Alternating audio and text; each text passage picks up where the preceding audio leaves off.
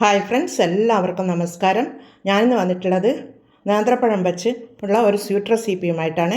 അതിൻ്റെ കൂടെ പപ്പഴവും കൂട്ടി കഴിക്കുകയാണെങ്കിൽ നല്ല ടേസ്റ്റോട് കൂടിയിട്ടുള്ള ഈ പഴം നുറുക്ക് എങ്ങനെയാണ് ഉണ്ടാക്കുന്നതെന്ന് നമുക്ക് നോക്കാം. ഇതാ ഈ രീതിയിൽ പഴുത്ത നേന്ത്രപ്പഴം ഞാൻ 3 എടുത്തിട്ടുണ്ട്. അത് നമുക്ക് തൊലി കളഞ്ഞെടുത്ത് നല്ല നീളത്തിൽ തന്നെ കട്ട് ചെയ്ത് കൊണ്ടുവരാം. ഇതാ തൊലിയുടെ കളഞ്ഞെടുത്തിട്ടുണ്ട്. ഈ രീതിയിൽ ഈ നീളത്തിലും ഇതേ രീതിയിലും കട്ട് ചെയ്തെടുക്കണം. ഇതേ രീതിയിൽ കട്ട് ചെയ്തെടുത്തിട്ടുണ്ട്. ഇനി ഈ പഴം നമുക്കൊന്ന് പുഴുങ്ങിയെടുക്കണം. അതിനായി ഒരു പാനിലേക്ക് അതിട്ട് കൊടുക്കാം. വെള്ളത്തിലാണ് നമ്മൾ പുഴുങ്ങിയെടുക്കുന്നത്. ഒരു 1/2 കപ്പ് വെള്ളം ഒഴിച്ചു കൊടുക്കാം. അതിലൊഴിച്ച വെള്ളം ഇവിടെ തിളച്ച് വരുന്നുണ്ട്. പഴം ഇവിടെ വെന്ത് വരുന്നുണ്ട്, ചെറുതായി ഒന്ന് വെന്ത് വരുന്നുണ്ട്. നമുക്ക് ഇങ്ങനെ മറിച്ചിട്ട് കൊടുക്കാം.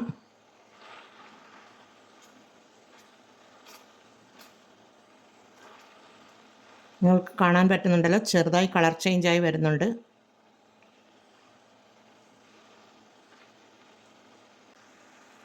ഇതിവിടെ ചെറിയ ഫ്ലെയിമിൽ വെച്ച് കൊടുത്ത് നമുക്കിതൊന്ന് മൂടി വെച്ച് കൊടുക്കാം.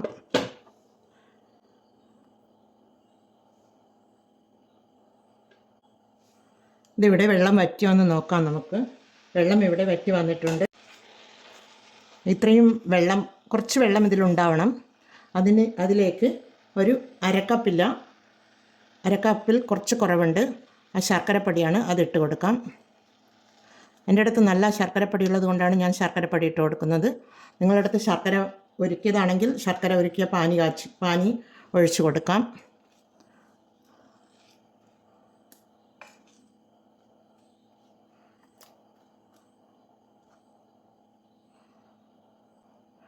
ഇത് പഴം എല്ലായിടവും, വെള്ളം ഇതിൻ്റെ സ്വീറ്റ് എല്ലായിടവും എത്തുന്ന വിധത്തിൽ നല്ലതുപോലെ നമുക്ക് ഇളക്കി കൊടുക്കാം.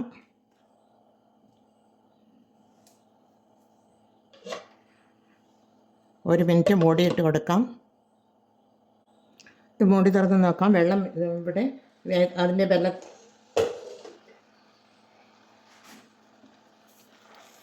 വെള്ളം ഉരുകി വന്നിട്ടുണ്ട്. വെള്ളത്തിൻ്റെ പൊടി ഉരുകി വന്നിട്ടുണ്ട്. ഇതിന് മധുരം കുറച്ച് മുൻപന്തിയിൽ നിൽക്കേണ്ടതുണ്ട്. അതുകൊണ്ടാണ് കുറച്ച് കൂടുതലായിട്ട്, ഈ അളവിനേക്കാണെങ്കിൽ കുറച്ച് കൂടുതലായിട്ട് വെള്ളപ്പൊടി ഇട്ട് കൊടുത്തത്. ഇനി ഇതിലേക്ക് നമുക്ക് ഏലക്കാപ്പൊടിയാണ്, 4 ഏലക്ക പൊടിച്ചെടുത്തിട്ടുള്ളതാണ്, അതിട്ട് കൊടുക്കാം. നല്ലൊരു ഫ്ലേവർ കിട്ടുവാൻ വേണ്ടിയാണ് ഏലക്കാപ്പൊടി ഇട്ട് കൊടുക്കുന്നത്. ചുക്കുപൊടിയും ജീരകത്തിൻ്റെ പൊടിയും ഇട്ട് കൊടുക്കാം. ഞാൻ ഇട്ട് കൊടുക്കുന്നില്ല. അതിൻ്റെ ഫ്ലേവർ ഇവിടെ കുട്ടികൾക്കൊന്നും ഇഷ്ടമല്ല. ഞാൻ ഇടയ്ക്കിടയ്ക്കൊക്കെ ചിലപ്പോഴൊക്കെ കുട്ടികൾക്ക് ഇത് ഉണ്ടാക്കി കൊടുക്കാറുണ്ട്. ഇതേപോലെ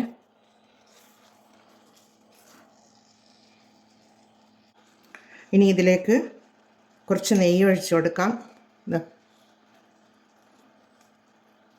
1 ടീസ്പൂൺ നെയ്യ് ഒഴിച്ച് കൊടുത്തിട്ടുണ്ട്. നല്ല അടിപൊളി ടേസ്റ്റാണ് ഇതേപോലെ പഴം നുറുക്ക് ഉണ്ടാക്കുകയാണെങ്കിൽ. ഇനി ഇതിലേക്ക് നമുക്കൊരു 1/2 കപ്പ് തേങ്ങ ചിരകിയതെടുത്ത് അതിൻ്റെ 1/4 പാലാണ് എടുത്തിട്ടുള്ളത്. അത് 1/4 കപ്പുണ്ട്, അത് ഒഴിച്ച് കൊടുക്കാം. നല്ല കട്ടിപ്പാലാണ്. ഒഴിച്ച് കൊടുത്തൊന്ന് ഇളക്കി കൊടുക്കാം.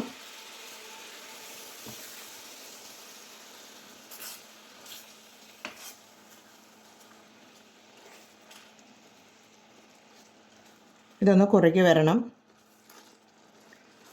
തീ നമുക്കിനി ഫുൾ ഫ്ലെയിമിൽ വെച്ച് കൊടുക്കാം. ഇതൊരു 2 മിനിറ്റ് തിളക്കുമ്പോൾ തന്നെ ഇത് തേങ്ങാപ്പാലൊന്ന് കുറുകി വരും.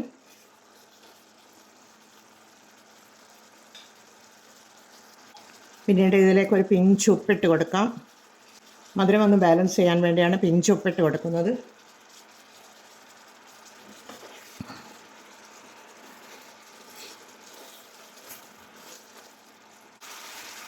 ഇനി ലാസ്റ്റ് ഇതിലേക്ക് കുറച്ച് അണ്ടിപ്പരിപ്പും റേസിൻസുമാണ്, അതുകൂടി ഇട്ട് കൊടുത്ത് തീ ഓഫ് ചെയ്ത് കൊടുക്കാം. തീ ഓഫ് ചെയ്ത് കൊടുത്തിട്ടുണ്ട്. നല്ല അടിപൊളി പഴം നുറുക്ക് ഇവിടെ റെഡിയാണ്. നമുക്കിതൊരു സർവിങ് പ്ലേറ്റിലേക്ക് മാറ്റാം. കുട്ടികൾക്കൊക്കെ വളരെയധികം ഇഷ്ടപ്പെടുന്ന ഒരു പഴനുറുക്കാണ്. ബ്രേക്ക്ഫാസ്റ്റായും ഈ ഓണക്കാലത്ത് ഉണ്ടാക്കിയെടുക്കാവുന്ന ഒരു സ്വീറ്റ് റെസിപ്പിയാണിത്.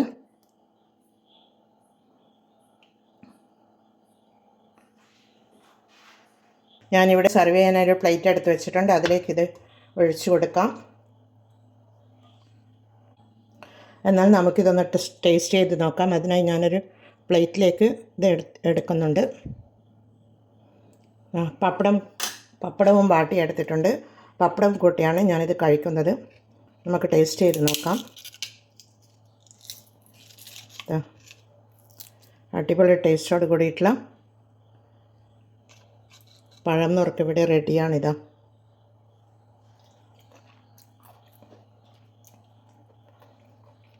പപ്പടവും കൂട്ടി കഴിക്കാനാണ് ബെസ്റ്റ്. എന്നാൽ എല്ലാവരും ഇതുപോലെ ഒന്ന് ട്രൈ ചെയ്ത് നോക്കൂ. ഈ ഓണക്കാലത്ത്